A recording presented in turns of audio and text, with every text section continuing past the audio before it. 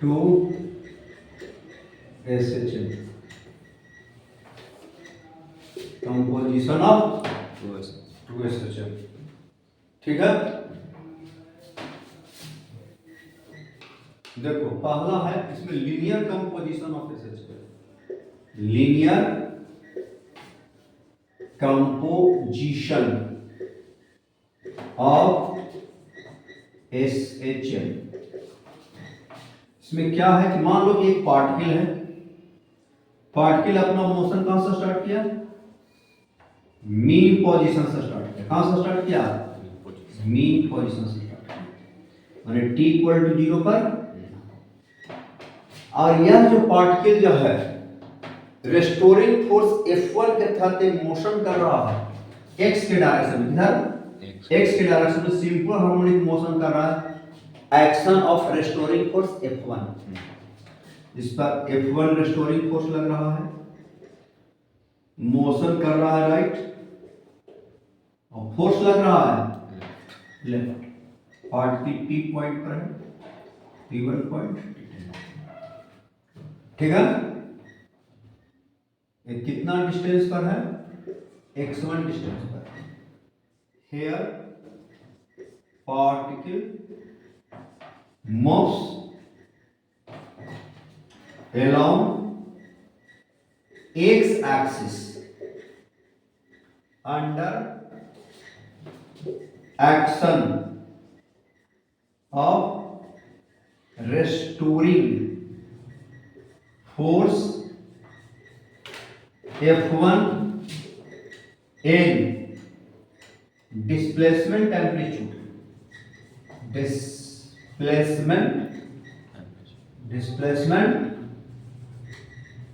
amplitude A1, किसमें A1 amplitude में vibrate कर रहा है। ठीक है, और t इक्वल 0 पर मीन पोजीशन, तो इसका मतलब अपना मोशन अगर मीन पोजीशन से स्टार्ट करता है तो क्या लिखेंगे, here particle started motion from mean position, x1 equal to A1 sine omega t। Equation लिखा गया। अब जो है पार्टिकल यही है, यही पार्टिकल है, पार्टिकल हम चेंज नहीं किए हैं, लेकिन अब जो है फोर्स को बदल दिया। फोर्स क्या कर दिए, बदल दिए। अब रेस्टोरिंग फोर्स F1 हटा करके अब F2 रेस्टोरिंग फोर्स लगा रहे हैं।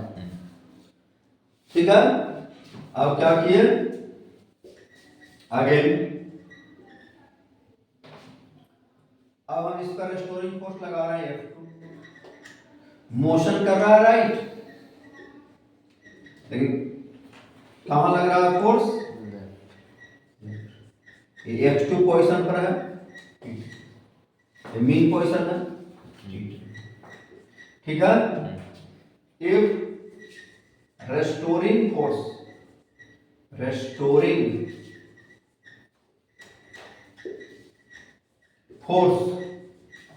ठीक है,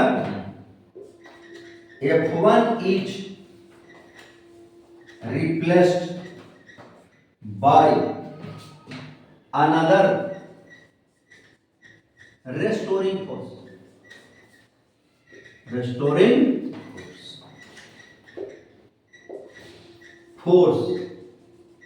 F2। समझ गया। अब हम F2 फोर्स F1 को हटा करके पहले लिख लीजिए,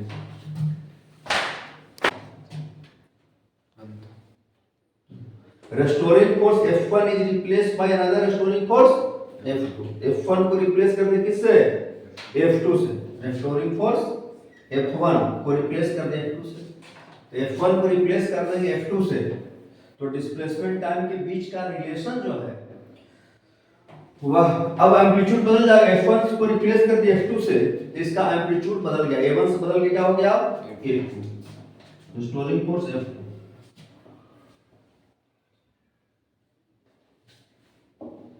action of restoring force, another restoring force F2 in displacement amplitude, then displacement amplitude, then displacement amplitude becomes A2। अब डिस्प्लेसमेंट एम्पलीट्यूड क्या हो गया? A2 हो गया। अब A1 से बदल के A2, पार्टिकल वही है इसलिए ओमेगा वही रह गया, फोर्स बदल जाने से इसका एम्पलीट्यूड बदल गया। ठीक है, दोनों फोर्स आपका x के डायरेक्शन में लग रहा है, इसलिए इसका लीनियर कंपोजिशन कहते हैं। फोर्स का डायरेक्शन यहाँ फिक्स्ड है, सिर्फ मैग्नीट्यूड बदल रहे हैं। F1 को रिप्लेस करके F2 कर दिया, इसके वजह से एम्पलीट्यूड बदल गया। A1 में वाइब्रेट कर रहा था, A2 में एम्पलीट्यूड में वाइब्रेट कर रहा, ऑक्सीलेट कर रहा। अब क्या किया कि दोनों फोर्स को एक साथ चला, then displacement of particle, now displacement of particle, displacement of particle at time t, at time t क्या लिखेंगे? x2 डिस्प्लेसमेंट, अब x2 equal to a2 sin omega t plus alpha. Alpha क्या है? इनिशियल फेज कांस्टेंट है, किसके किसके बीच का? क्योंकि हम ये मान के चल रहे हैं कि F1 फोर्स जब लगा रहे थे तो particle start motion from mean position, लेकिन F2 फोर्स लगा रहे हैं, कोई जरूरी नहीं है कि पार्टिकल अपना मोशन मीन से ही स्टार्ट करे, ये कोई जरूरी नहीं है। इसका मतलब इनिशियल फेज कांस्टेंट क्या हो गया? अल्फा हो गया। Alpha equal two phase difference between both SHM। इस SHM के लिए फेज है ओमेगा टी, इस SHM के लिए फेज है ओमेगा टी प्लस अल्फा, तो दोनों के बीच का फेज का डिफरेंस कितना हो गया? अल्फा हो गया।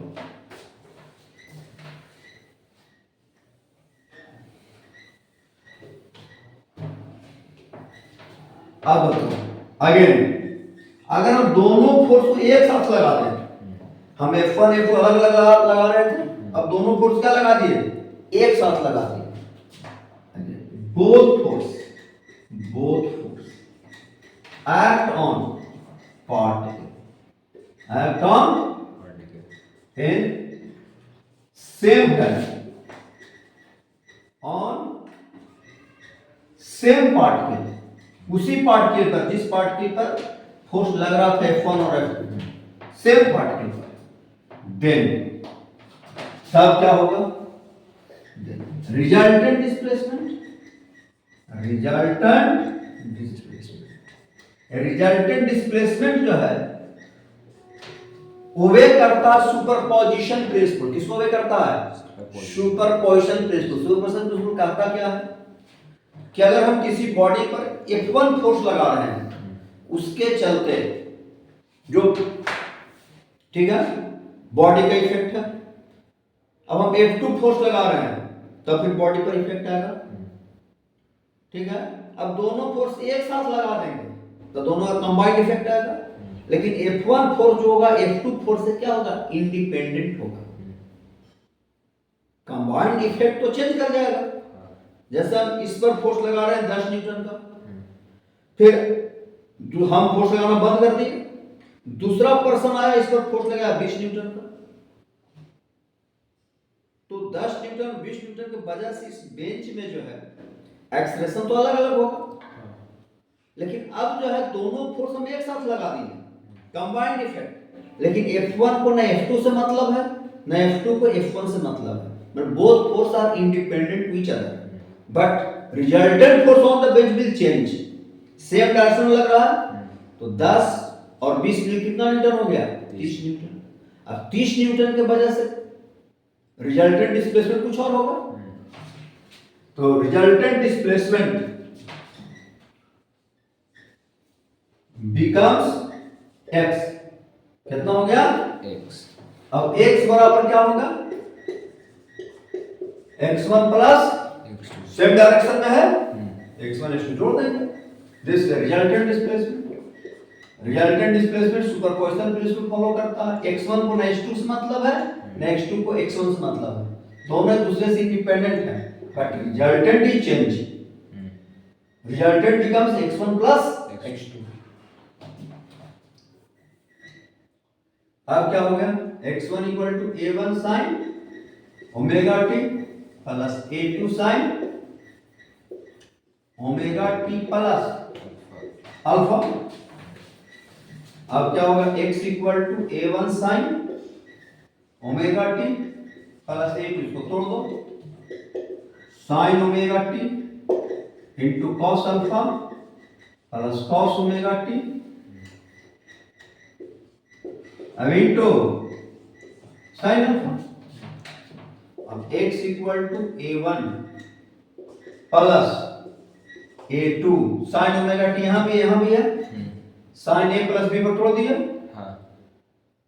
तो cos alpha into sine omega T आएगा, ठीक है, प्लस क्या आएगा, a2 sine alpha into cos omega, ठीक है। अब हम क्या लिखेंगे, इतना को हम मान लेते हैं हियर, देखो a1 a2 cos अब एक कांस्टेंट टर्म है, इस कांस्टेंट टर्म को मान लेते हैं a cos फाई, क्या मान लेते हैं, a cos फाई बराबर a1 plus a2 cos alpha, ठीक है। इतना ये भी कांस्टेंट टर्म है, इसको मान लेते हैं a sin phi equal to a2 sin alpha.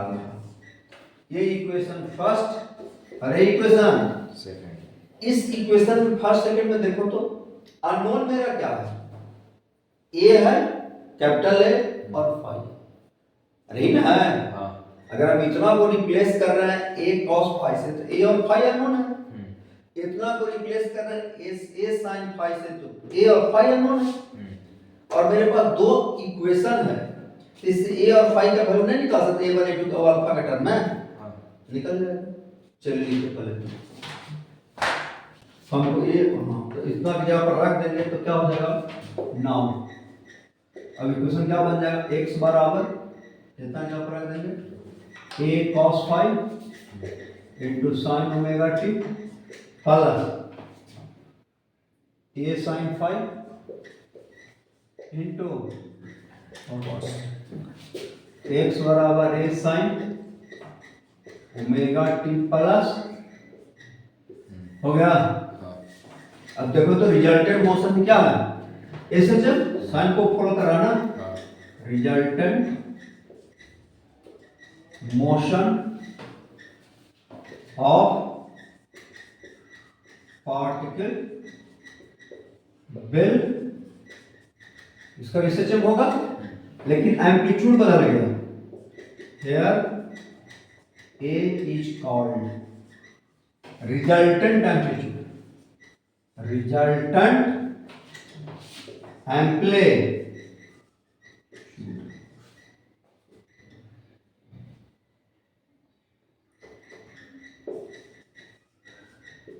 and phi is called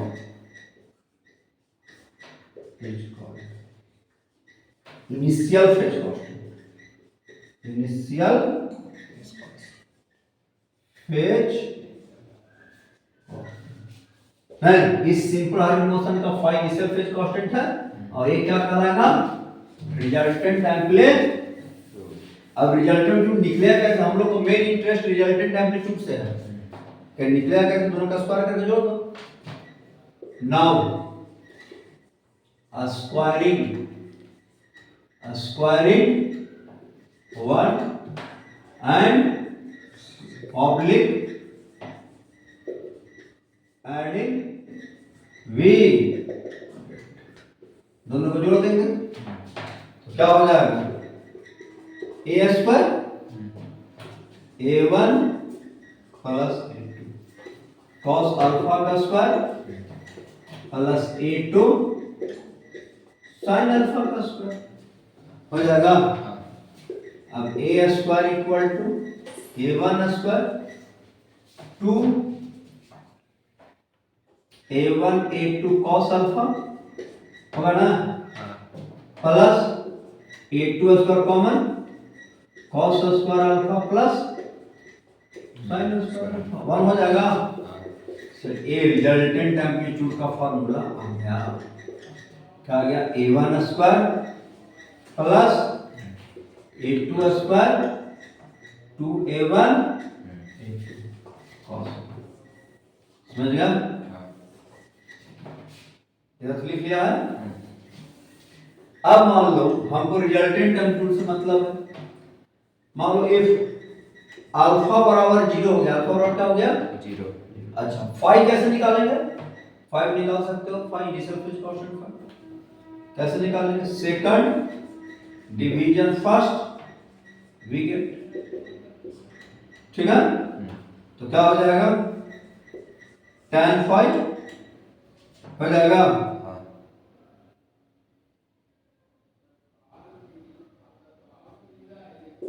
a2 sin alpha upon a1 plus a2 cos alpha, यहां से फाई निकाल सकते हैं, phi tan inverse a2 sin alpha upon a1 plus a2 cos alpha. चलिए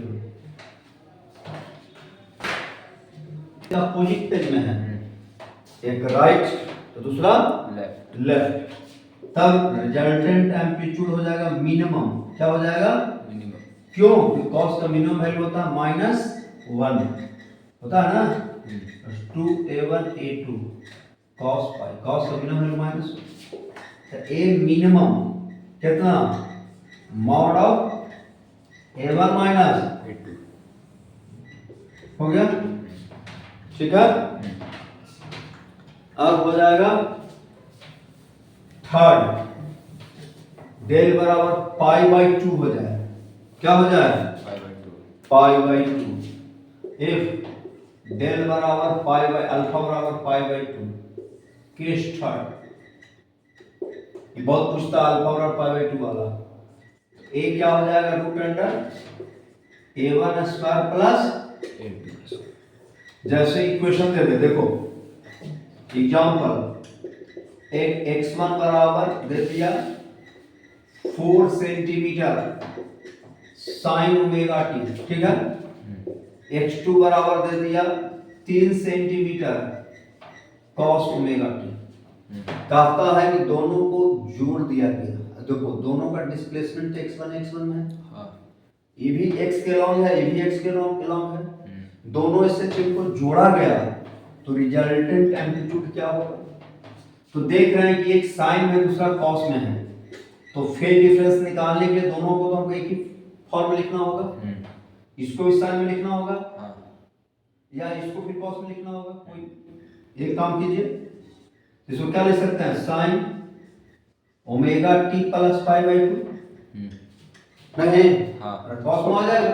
अब इसका phase omega T, इसका phase omega t plus pi by 2, तो डिफरेंस कितना हो गया, फाई बराबर पाई बाई 2 आ गया, हाँ? तो रिजल्टेंट एम्पलीट्यूड क्या होगा, रिजल्टेंट एम्पलीट्यूड हम अभी पढ़ चुके हैं, फेज डिफरेंस पाई बाई 2 रहे, लीनियर कंपोजिशन में, ये भी x1 में, ये भी x में, ये भी x में, ये भी x में, तो लीनियर कंपोजिशन, तो 4 का स्क्वायर हो जाएगा प्लस 3 का स्क्वायर हो जाएगा, बराबर कितना 5 सेंटीमीटर हो गया। चलिए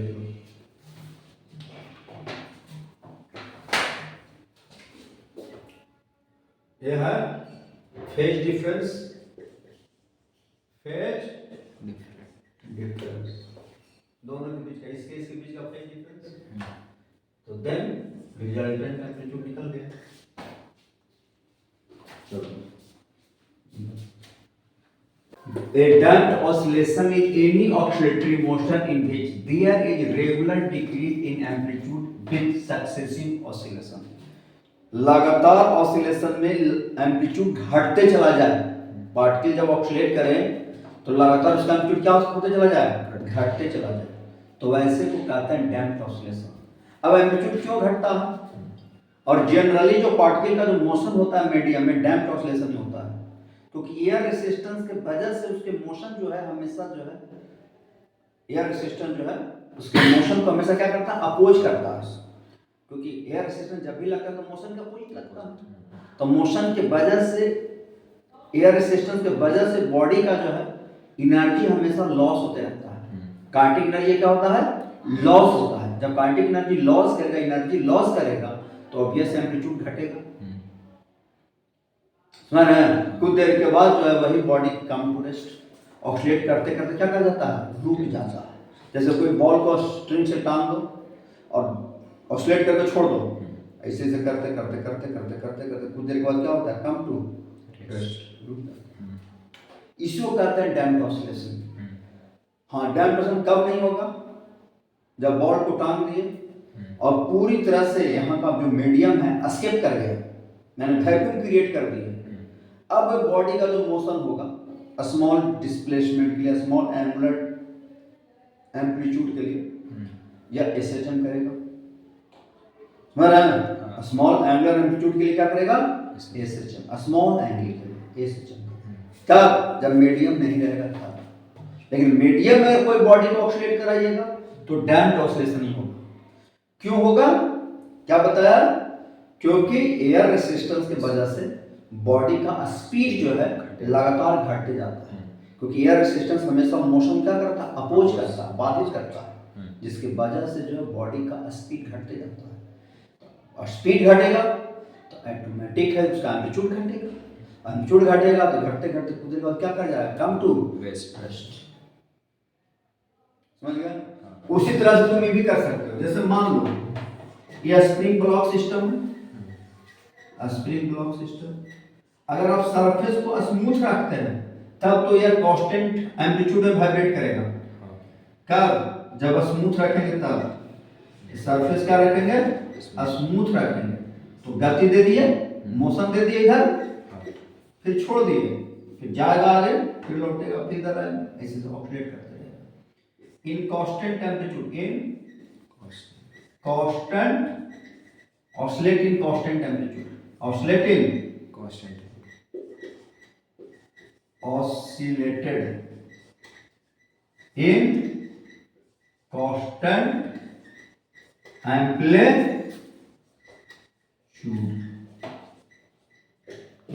इसको खींच करके छोड़ दिए तो छोड़ देंगे तो मोशन करते रहेगा ऐसे ऐसे। एक कांस्टेंट एम्पलीट्यूड में जाएगा, फिर आएगा, जाएगा, फिर इधर आएगा, आगे जाएगा, फिर लौट के आएगा, स्पीड मैक्सिमम होगा, फिर इधर आएगा।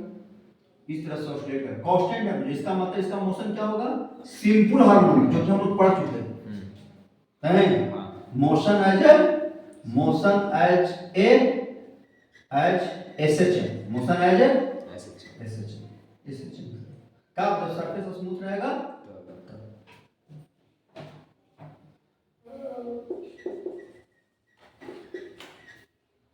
सरफेस स्मूथ रहेगा तब, ठीक है।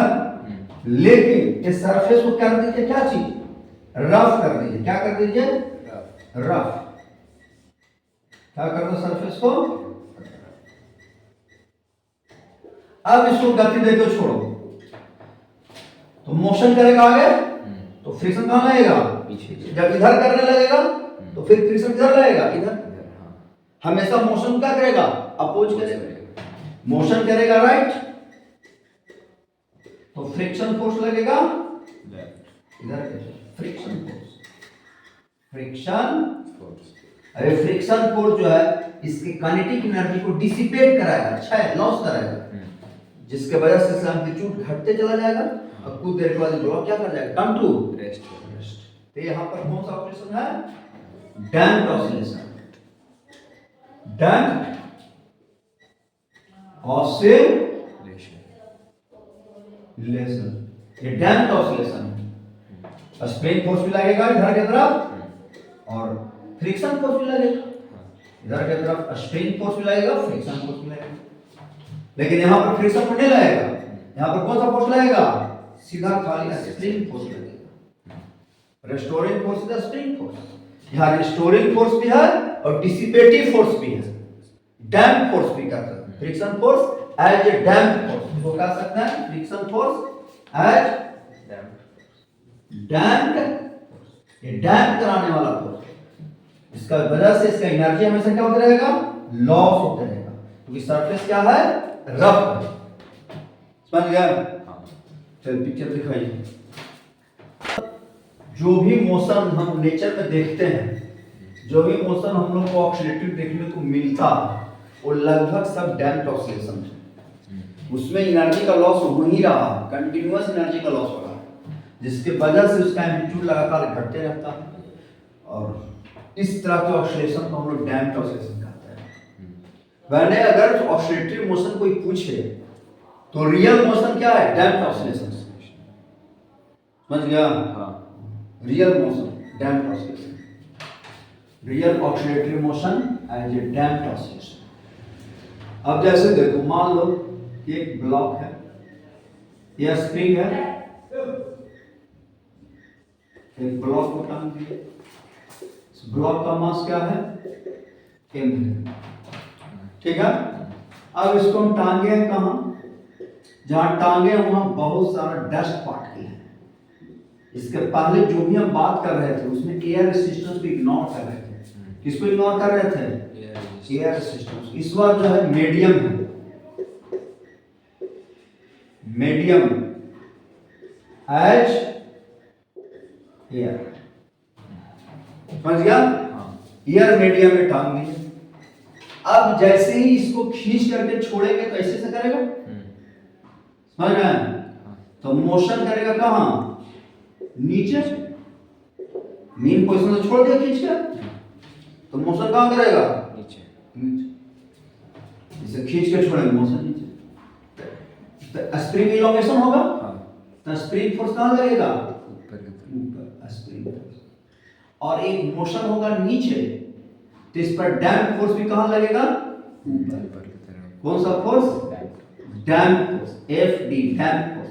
ये डैम्प फोर्स जो होता है वह इस ब्लॉक का स्पीड, मान लो कि नीचे करवाने वाला स्पीड अगर v है, तो v स्पीड के डायरेक्टली प्रोपोर्शनल होता है। लेकिन अगर वेलोसिटी के टर्म में कहेंगे तो वेलोसिटी है नीचे, तो फोर्स कहां लग रहा है, तो माइनस साइन से मल्टीप्लाई हो जाएगा। नेगेटिव साइन शो करता है कि फोर्स कहां लगेगा, डिस्प्लेसमेंट के अपोजिट लगेगा। समझ गया? Here damp force act on block due to medium directly proportional to velocity of block with negative sign,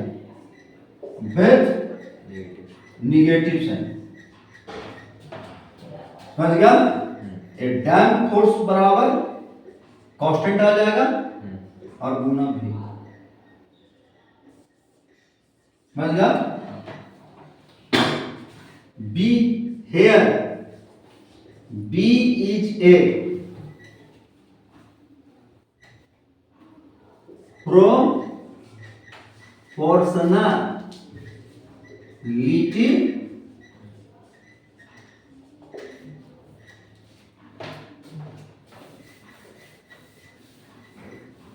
constant, पहले तो लिखो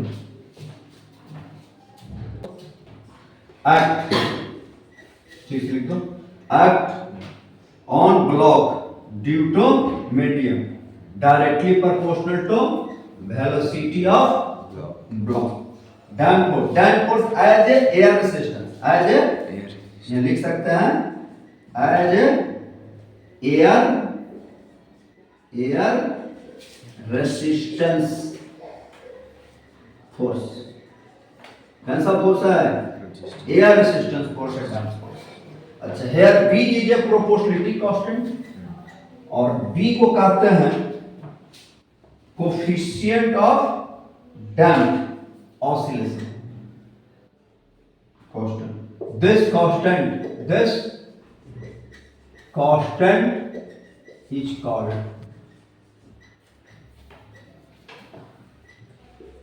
coefficient K of coefficient damping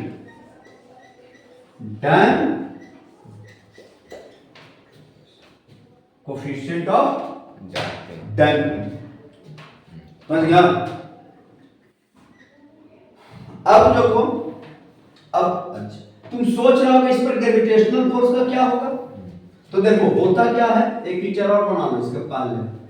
जैसे जैसी बॉडी को टांगिएगा तो ये ब्लॉक कहां रहेगा, पहले मीन पोजीशन पर रहेगा या रेस्ट में है। ग्रेविटेशनल फोर्स कौन बैलेंस कर रहे हैं, स्प्रिंग फोर्स F' बैलेंस की हुए एक दूसरे को। This is the mean position. कौन सा पोजीशन है, मीन पोजीशन है। मीन पोजीशन पर ग्रेविटेशनल फोर्स बैलेंस कर चुका है। Fy = 0, Fx' बराबर क्या हो जाएगा, ये बैलेंस कर चुका है। अब मीन पोजीशन से हम डिस्प्लेस कर दिए हैं। मीन पोजीशन कितना डिस्प्लेस कर दिया है इसको, मान लो x कर दिया है, तब स्प्रिंग फोर्स लगेगा, कहां लगेगा, k गुना x, भी ऊपर की तरफ लगेगा। नहीं, ये भी कहां लगेगा, डिस्प्लेसमेंट है नीचे, और स्प्रिंग फोर्स कहां लगेगा, अपोजिट के ऊपर की तरफ लगेगा। सब बता रहा है। तो अब कहने का मतलब है, तो हम क्या पढ़े हैं, रेस्टोरिंग फोर्स। तो हम लिख सकते हैं फ्रॉम न्यूटन्स सेकंड, तो क्या लिखेंगे, रिजल्टेंट फोर्स बराबर मास गुना एक्सेलरेशन। लिख देंगे। मोशन हो रहा है नीचे, लेकिन फोर्स लग रहा है ऊपर, तो नीचे वाला को पॉजिटिव लेंगे, मोशन डायरेक्शन को पॉजिटिव, तो फोर्स डायरेक्शन क्या होगा, नेगेटिव। तो minus spring force minus damp force ऊपर लग रहा है, मास गुना एक्सेलरेशन d2xy dt हो जाएगा। अब स्प्रिंग फोर्स कितना, kx, यहां लिख सकते हैं negative sign so damp force act, damped force act opposite to motion of block. Block कहां लग रहा है, मोशन के अपोजिट लग रहा है, नेगेटिव साइन, यहां इसके बगल में लिख देगा negative sign, so damp force act opposite to motion of block, minus damp force कितना हो गया, b इंटू में d लिखा हुआ है, डैम्प फोर्स क्या है, डैम्प फोर्स d, डैम्प फोर्स f d लिखा है ना, डैम्प फोर्स बराबर क्या होगा, m d2x बाय dt। अब इसको इधर ले जाएंगे तो m d2xy plus b, velocity लिखेंगे dxy dt plus kx equal to हो जाएगा। अब भागा दे दो, d2xy plus bym dxy plus kym equal to हो जाएगा। तो लिख लीजिए,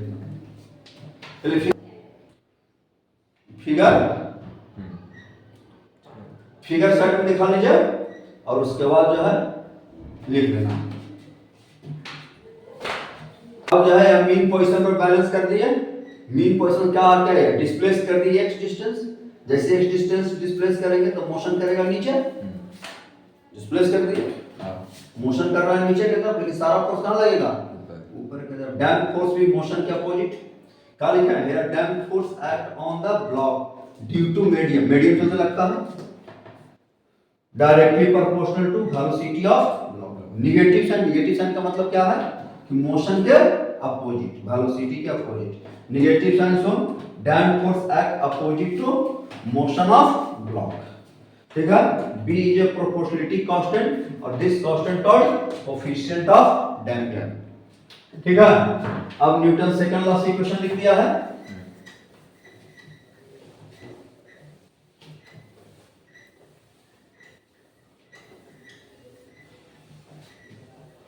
अब हम क्या लिखेंगे, इसको मास से भगा दे दिए दोनों साइड, तो b by m k by m, अब क्या होगा d2xy dt square b by m constant है dx बाई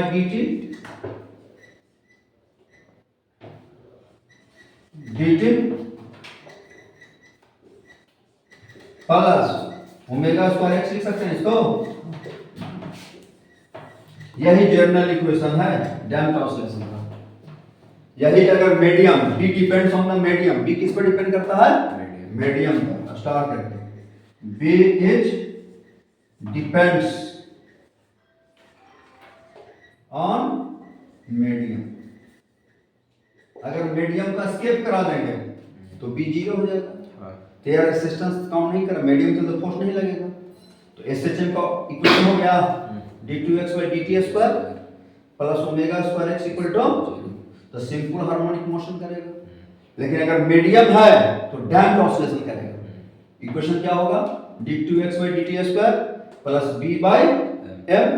m क्या है, m equal to mass of block, block का मास।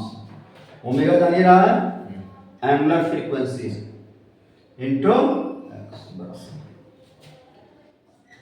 ठीक है, इधर मिटा दें डैम्प्ड ऑसिलेशन का इक्वेशन समझ गया। अब जो है इस डिफरेंशियल इक्वेशन को अगर सोल्व, इसको कहते हैं differential equation for damped oscillation. ये क्या है, differential equation for damped oscillation.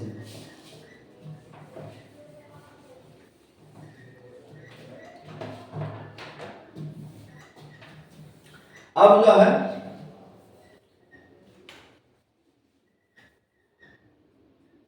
Solution of this equation, solution या ठीक है, सॉल्यूशन ऑफ दिस इक्वेशन। इस इक्वेशन का सॉल्यूशन क्या होता है, डिस्प्लेसमेंट टाइम के बीच में x इक्वल टू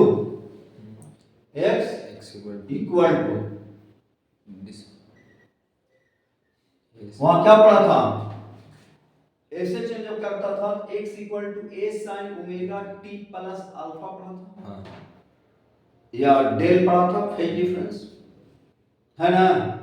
तो यहाँ a बराबर a नॉट e पर पावर माइनस bt बाई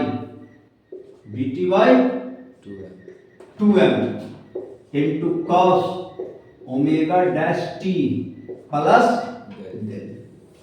ये होता है इक्वेशन, डिफरेंशियल इक्वेशन का सॉल्यूशन। अब देखो तो ये कहलाता है एम्पलीट्यूड। क्या कहलाता है term, amplitude, amplitude of particle. Particle क्या कहलाएगा, एम्पलीट्यूड कहलाएगा। Displacement amplitude, displacement amplitude of particle, displacement amplitude of particle at time. यही एम्पलीट्यूड बदलते रहता है, ए बराबर A naught, A at time T बराबर ए नॉट ई पर पावर माइनस बीटी बाई 2। ये एम्पलीट्यूड किसका फंक्शन होता है, टाइम का फंक्शन। जैसे टाइम बढ़ते जाएगा एम्पलीट्यूड घटते जाएगा। ए नॉट क्या है, इनिशियल डिस्प्लेसमेंट एम्पलीट्यूड। समझ गया, ये क्या है, इनिशियल डिस्प्लेसमेंट एम्पलीट्यूड, ठीक है।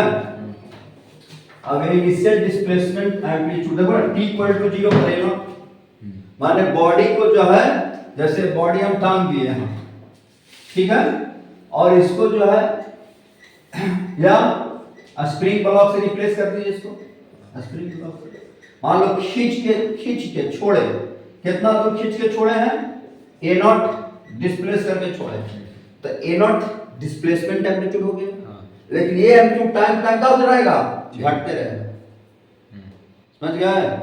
जो इनिशियल एम्पलीट्यूड है वो फाइनल एम्पलीट्यूड नहीं होगा, क्योंकि डैम्प प्रोसेस में ना एनर्जी लगातार क्या हो रहा है, लॉस हो रहा है। एसएचएम में क्या था, पार्टिकल कांस्टेंट एम्पलीट्यूड में वाइब्रेट करता था, उसका एम्पलीट्यूड फिक्स्ड था, लेकिन इस बार एम्पलीट्यूड फिक्स्ड नहीं है, एम्पलीट्यूड जो है वह टाइम के साथ, देखो displacement amplitude of particle at time, यही है आपका displacement amplitude, displacement amplitude,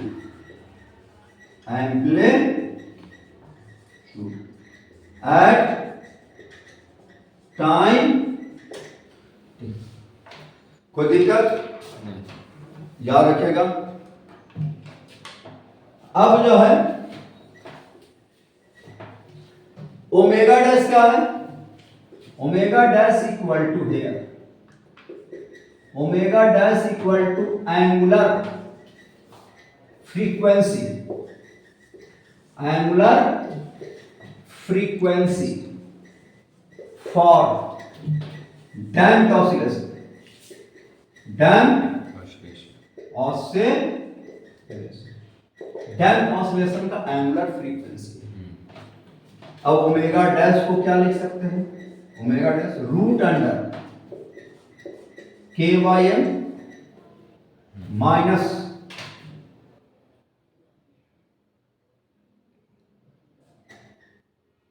B by 2m, पहले इतना लिख लीजिए, डैश बराबर क्या लिखेंगे, root under k by m minus b by 2m का क्या हो जाएगा, होल स्क्वायर। तो ओमेगा डैश बराबर क्या हो जाएगा, k by m minus b square by 4m। ये है एंगुलर फ्रीक्वेंसी, किसके लिए, यही अगर बी जीरो कर दो, तो बी जीरो कर दे वैसे मीडियम खत्म कर दीजिए, तो ओमेगा और root under k by M plus है ना, दिस इज द एसएचएम है।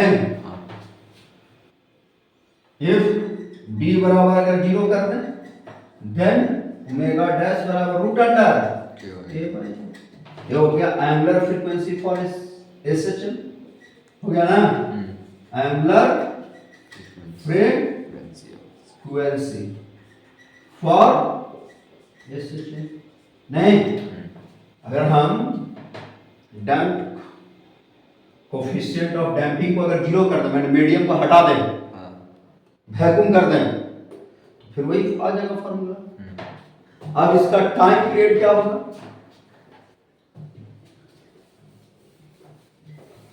Time period for damped oscillation, तो time period of damped oscillation क्या होगा, time period of damped oscillation,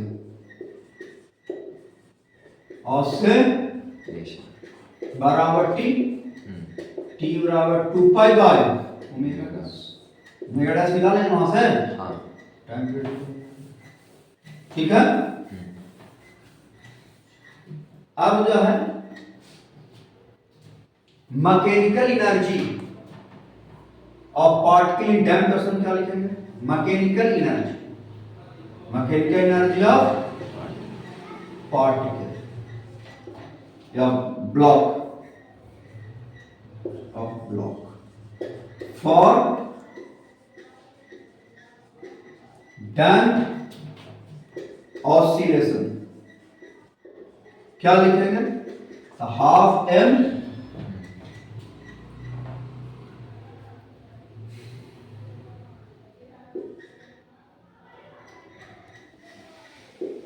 omega dash square, ठीक है।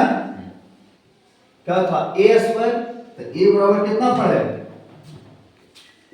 ए नॉट हाँ स्क्वायर ई पर power minus b minus B T by 2m, तो b T by m आ जाएगा, स्क्वायर करेंगे तो 2 से 2 कट जाएगा, यहाँ भी 2 आ जाएगा, यहाँ भी 2 आ जाएगा, स्क्वायर करेंगे तो हाँ माइनस बी।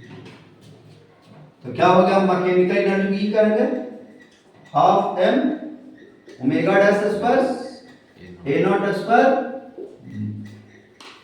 ई पर power minus B T by, अब देखो तो टी इक्वल टू 0 पर मैक्सिमम एनर्जी होगा, तो ई बराबर E max maximum energy minus B T by,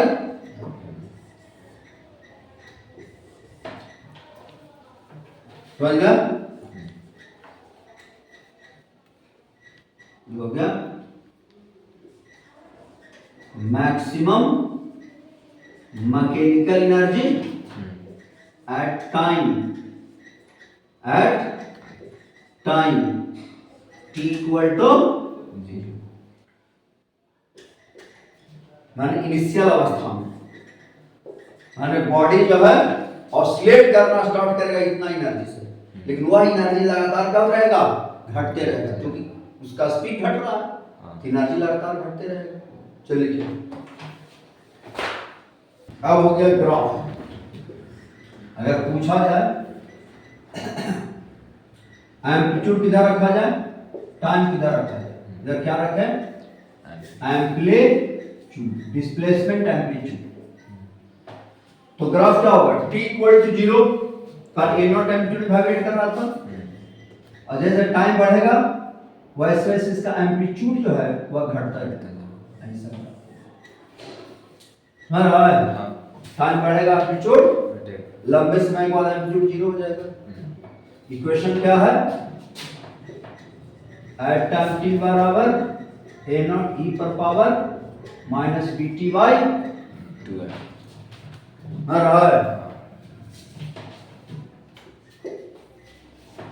चलिए